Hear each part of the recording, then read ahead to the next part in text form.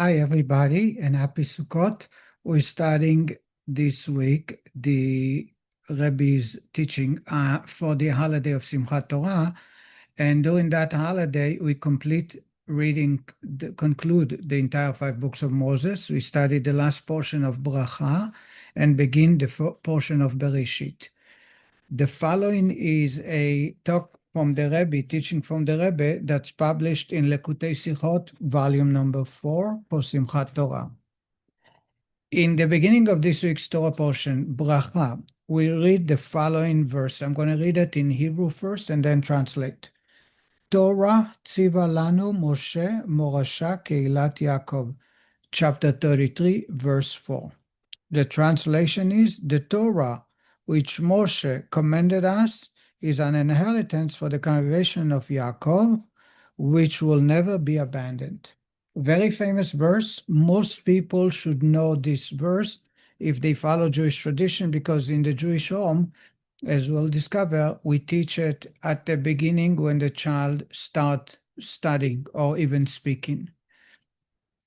The Medrash and the Talmud Tractate Sukkah, page 42, side A, teaches us that as soon as a child begins speaking, his father should teach him a verse from Torah, and the verse is Torah tziva lanu Moshe morasha keilat Yaakov, the above verse. What the content of the verse is that the Torah, all-inclusive, every part of the Torah, including the Torah teaching that a student at a later generation will be finding or digging or mining in the Torah, including Jewish law that will be developed based on science and medicine development, where we go back to the Torah and discover the way the Torah is written to address and accommodate for those challenges and situations, and also including all the teachings of Kabbalah, Pnimiyut Torah, the essence and the Torah, the esoteric part of the Torah. It also includes the teaching of Mashiach. When Mashiach will arrive, he will teach new Torah and be able to develop it from the Torah that was given to Moshe on Mount Sinai. And the verse is telling us that Torah tziva lanu Moshe, the Torah, all inclusive, all of the above is already included in the Torah that Moshe gifted us at Mount Sinai and throughout his life. All of it. Ask the Rebbe, I don't understand, why do we need to teach a child, especially a toddler, this deep understanding of Torah at that early stage of his life?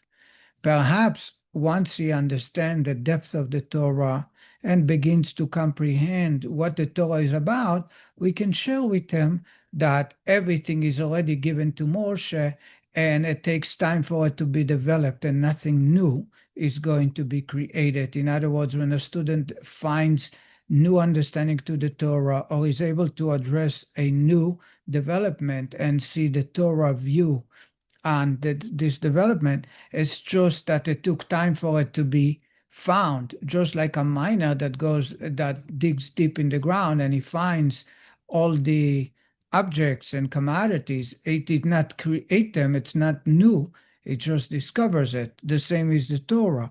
This is a very deep thought, and perhaps it's not the right time for teaching the child.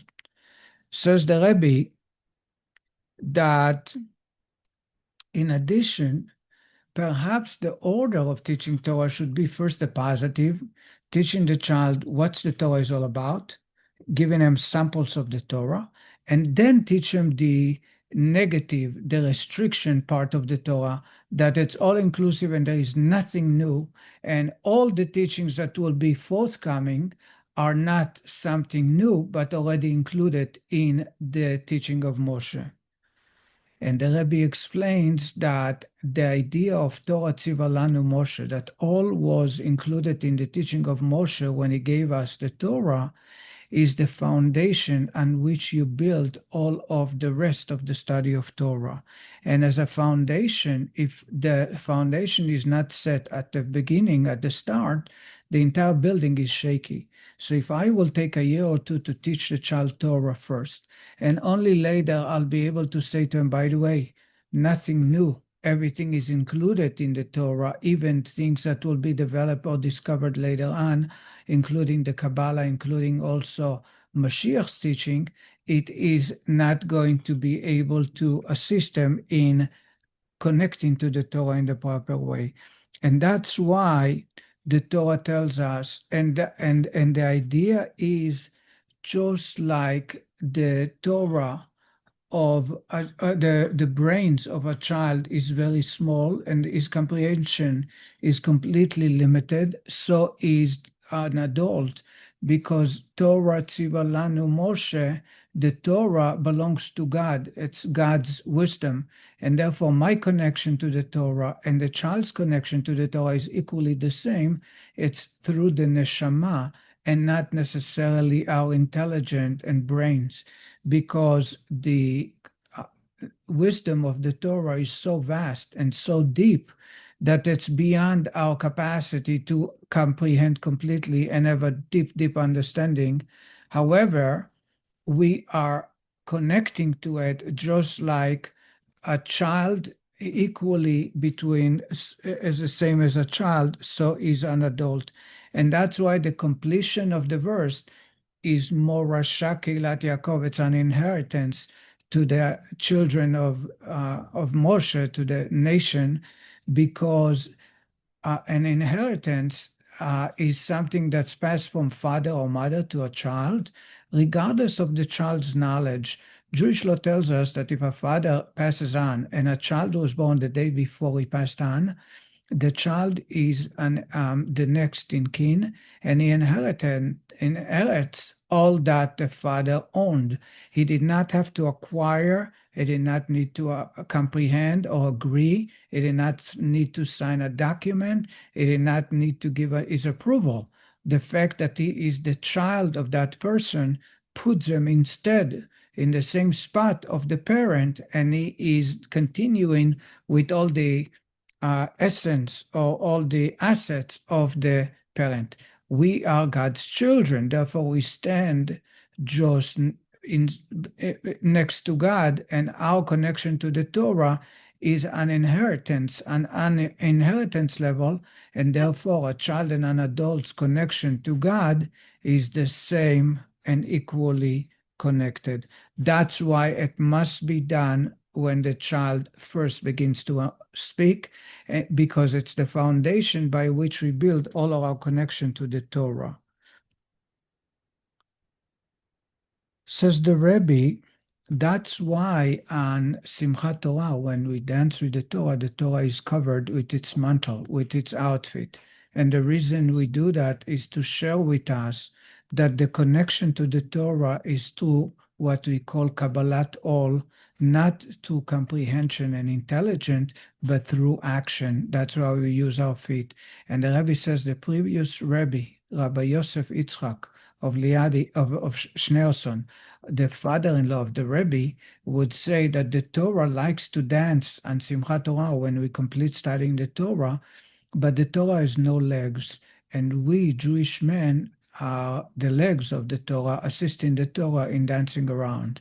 So the idea of legs in our body is that the leg follows the orders of the head without comprehension. The legs, when the head wants to reach a destination, the legs will take it without asking.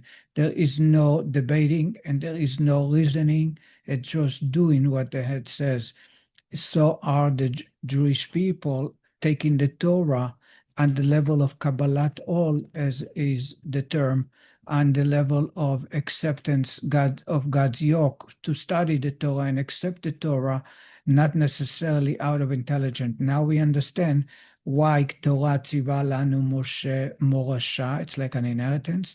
Now we understand why we begin to the Torah with teaching a child this verse, which is something very deep. However, we tell it to a child to remind also the adults that their actual connection to the Torah is not with intelligence and not with their brains, but all Kabbalat, all by the inherent connection between God and the Jewish children, the Jewish people. And that's why in Simchat Torah, we dance with the Torah that's closed. We don't study the Torah. We don't use our brains, but rather the legs, serving as legs for the Torah, because we actually connect to the Torah on that level.